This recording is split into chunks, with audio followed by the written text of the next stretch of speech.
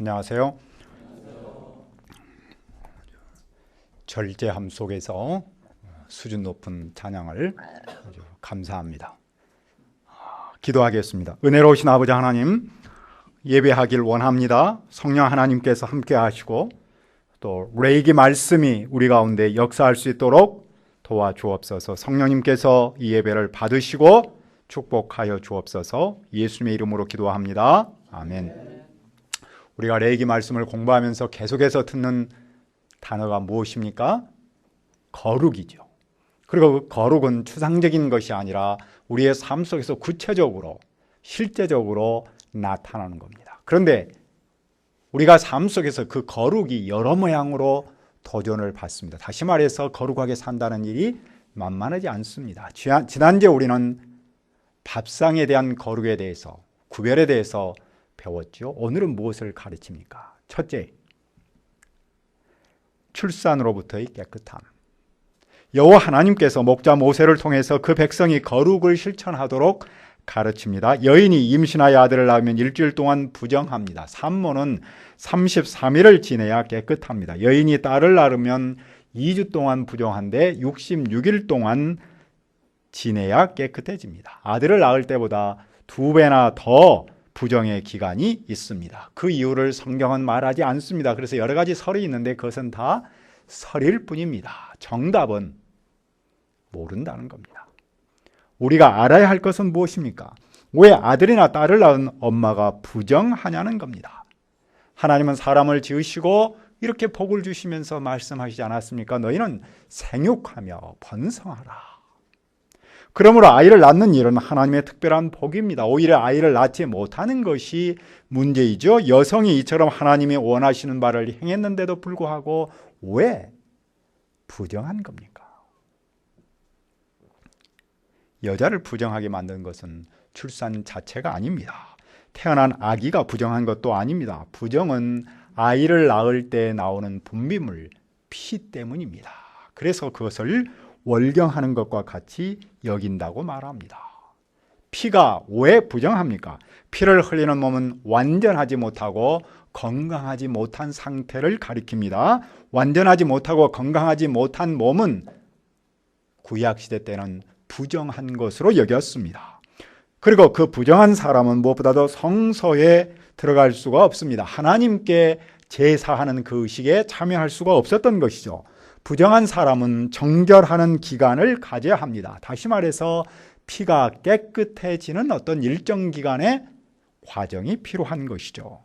그 일정 기간을 거치면 깨끗함에 이릅니다. 산모는 정결하게 하는 기간이 끝나면 무엇을 해야 합니까? 12장 6절을 읽읍시다. 시작. 아들이나 딸이나 정결하게 되는 기한이 차면 그 여인은 번제를 위하여 1년 된 어린 양을 가져가고 속죄제를 위하여 집비둘기 새끼나 산비둘기를 회막문 제사장에게로 가져갈 것이요. 산모는 정결하게 하는 기간이 끝나면 번제와 속죄제를 드립니다.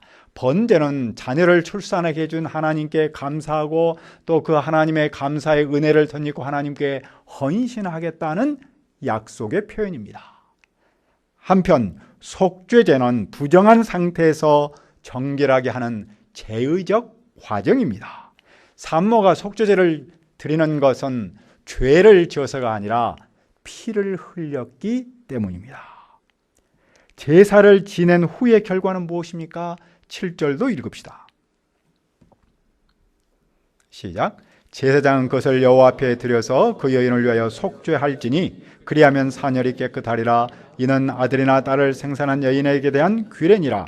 산모가 속죄제를 지내면 속죄를 받고 깨끗함을 받습니다. 깨끗함의 기간을 거치고 속죄제를 지낸 산모는 드디어 하나님의 성소에 나갈 수 있습니다. 형편이 어려운 산모는 어린 양 대신에 집비둘기나 산비둘기를 드려야 합니다. 따라서 산모가 하나님의 거룩한 영역으로 나아가려면 반드시 속죄제를 드려야 하지요. 산모가 하나님의 거룩하심에 참여하기 위해서는 일정 기간의 과정을 통해서 깨끗함과 죄 없다함을 덧입어야 합니다. 이것은 아들이나 딸을 낳은 여인이 지켜야 할 규례라고 말씀합니다. 그러면 여호와께서는 왜 이런 규례를 산모에게 정하신 것일까요? 산모일지라도 하나님 앞에서는 거룩한 제사장 백성이기 때문입니다. 거룩한 제사장 백성은 밥상은 물론이고 육체적 삶도 깨끗해야 하기 때문입니다. 깨끗하지 않으면 그 누구도 성소에 나가지 못합니다. 성소에 가서 제사를 할 수가 없습니다. 왜냐하면 성소는 거룩하신 하나님이 계신 것이고 그 의식에 참여한다는 그 자체가 거룩함의 표현이기 때문입니다.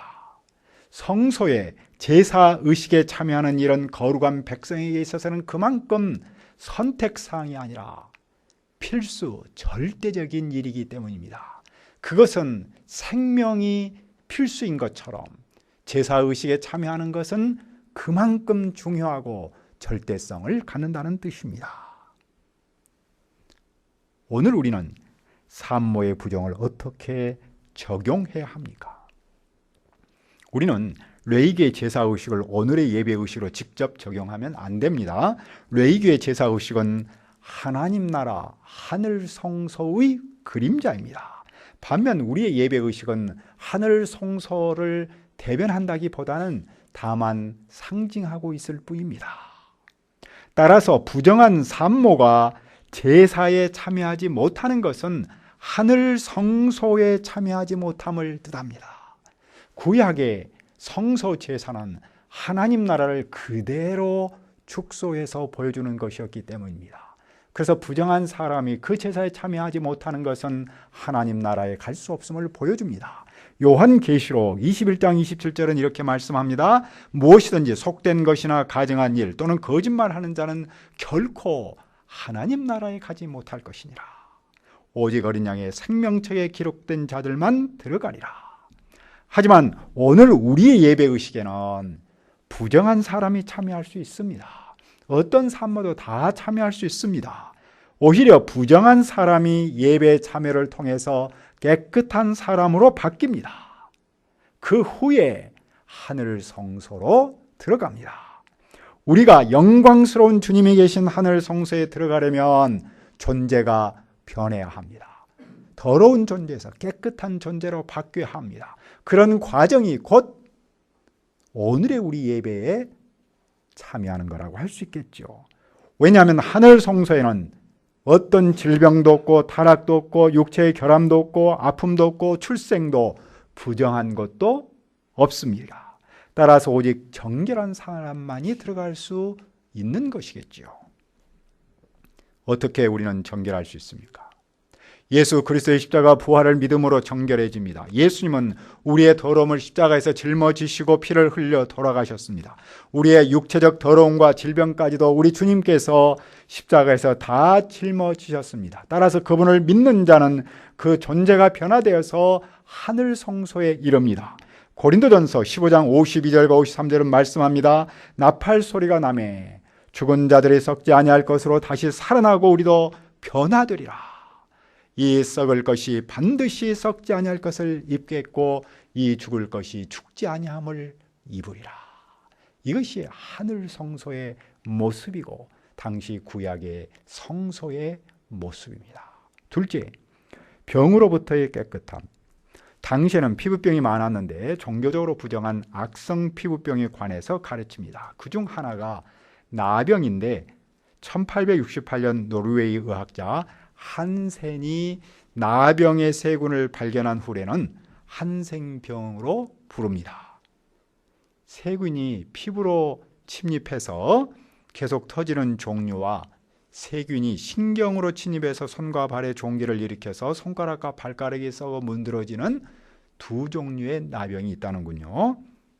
영화 벤허나 우리나라에서는 세균이 신경에 파고들어서 손가락과 발가락을 문드러뜨리게 하는 그런 나병을 주로 보여줬습니다.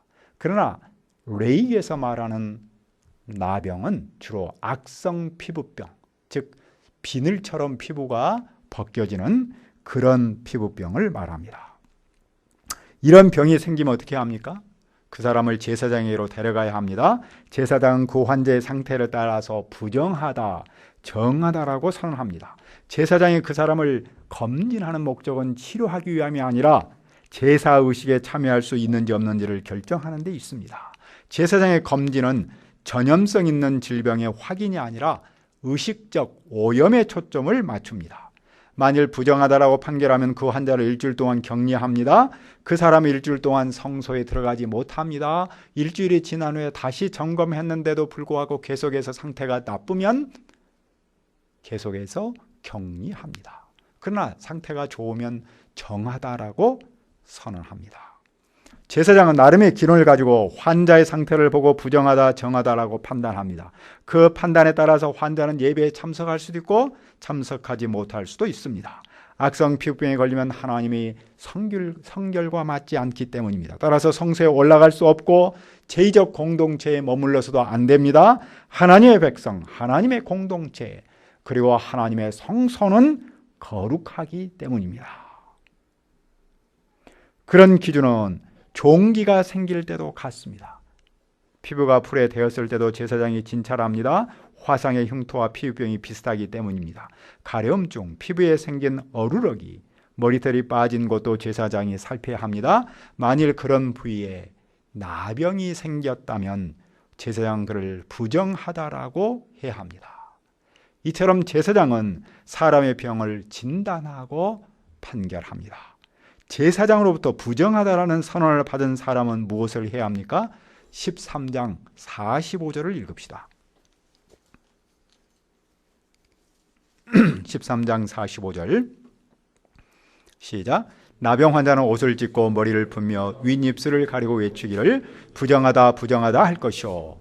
그가 소리를 쳐야 하는 이유는 다른 사람이 자기를 모르고 자기를 만져서 부정하지 않도록 하기 위함입니다. 부정은 전염성이 강하여 다른 사람에게 쉽게 옮깁니다. 따라서 그 사람은 혼자 살되 진영 밖에서 살아야 합니다. 그는 하나님의 공동체는 물론이고 예배도 참여하지 못합니다. 왜 이렇게까지 엄격하게 격리할까요? 하나님의 공동체는 거룩해야 하기 때문입니다. 더러운 사람은 그 공동체에서 살 수 없기 때문입니다. 그리고 그 더러움은 전염성이 강하여 깨끗함을 오염시킵니다. 아무리 작은 더러움일지라도 그것이 가지는 악한 영향력은 대단히 큽니다. 따라서 처음부터 철저한 격리를 통해서 공동체의 순결을 지키려는 겁니다. 공동체의 건강성은 순결에서 나옵니다. 공동체가 건강해야 세상에 대해서 대안을 제시하는 대한 공동체로 살 수 있기 때문입니다. 이상에서 우리는 거룩함과 육체적 삶에 대해 무엇을 배웁니까? 첫째로 우리는 하나님의 거룩한 백성이라는 대전제가 있어야 합니다. 모든 규례는 이 대전제로부터 나옵니다. 이 대전제가 있을 때 거룩의 의미가 있습니다. 이 대전제는 우리가 이 세상에서 살지만 세상 사람과 다른 존재로 살아야 하는 당위성을 줍니다. 우리는 거룩하신 하나님의 백성답게 거룩한 삶을 살아야 합니다. 그리고 그 거룩은 육체를 깨끗하게 관리하는 것으로부터 나타나야 합니다. 어떤 잘못된 사상은 육체를 더러운 존재로 여깁니다. 그리고 육체를 함부로 굴려도 된다고 말합니다. 그러나 성경은 이렇게 가르칩니다. 너희는 너희가 하나님의 성전인 것과 하나님의 성령이 너희 안에 계시는 것을 알지 못하느냐. 누구든지 하나님의 성전을 더럽히면 하나님이 그 사람을 멸하시리라.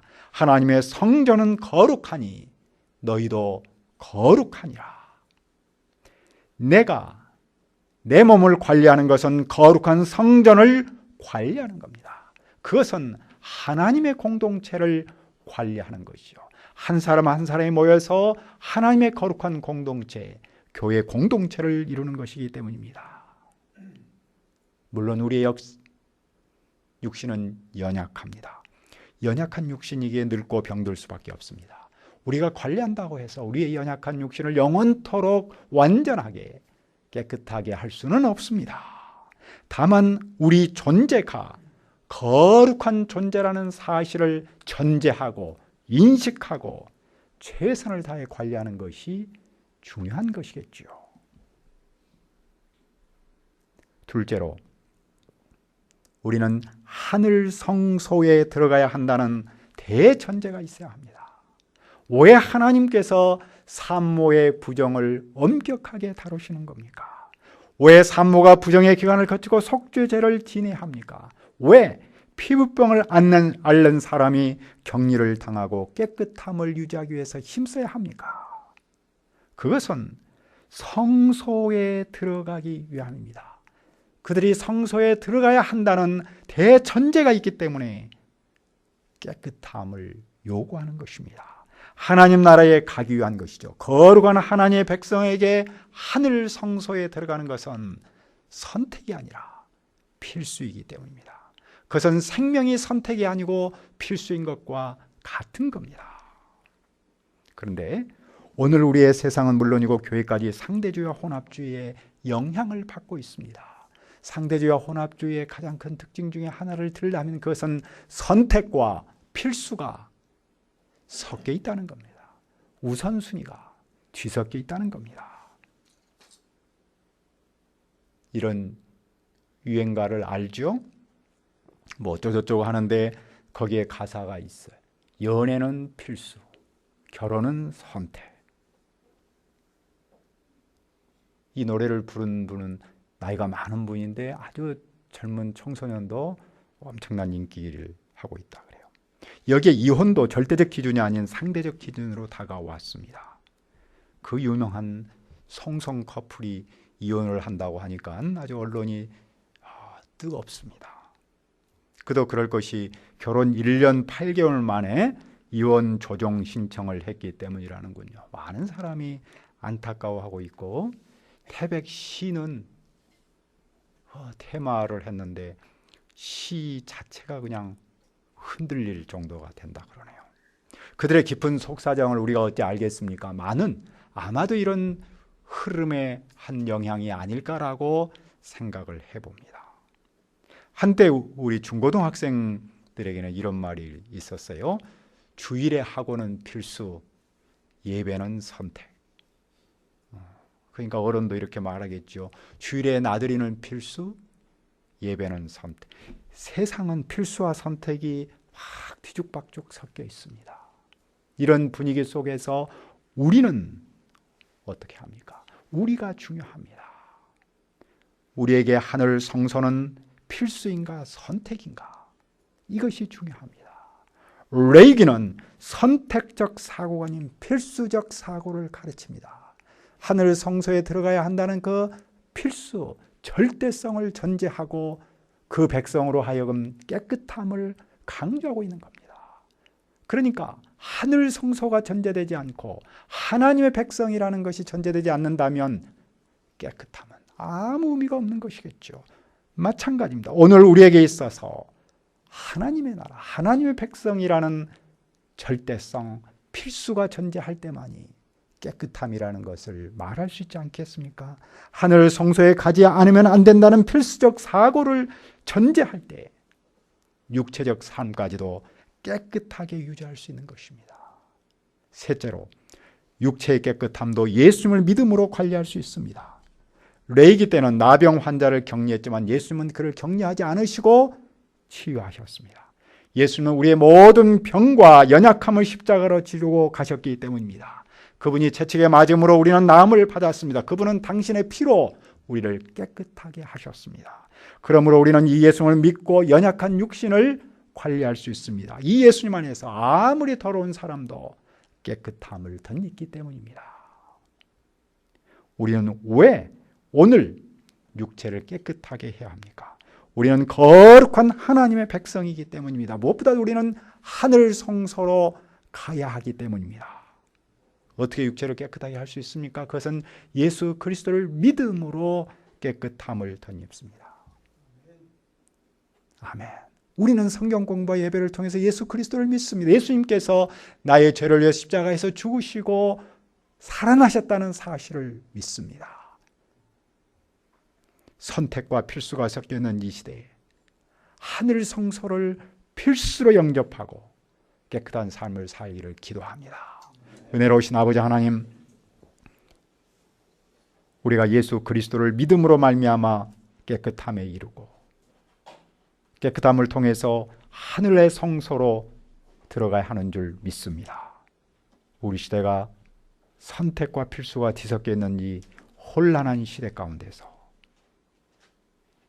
하늘 성소를 필수로 영접하고 예수 그리스도를 믿음으로 말미암아 깨끗한 삶을 살아가도록 도와주옵소서. 예수님의 이름으로 기도합니다. 아멘.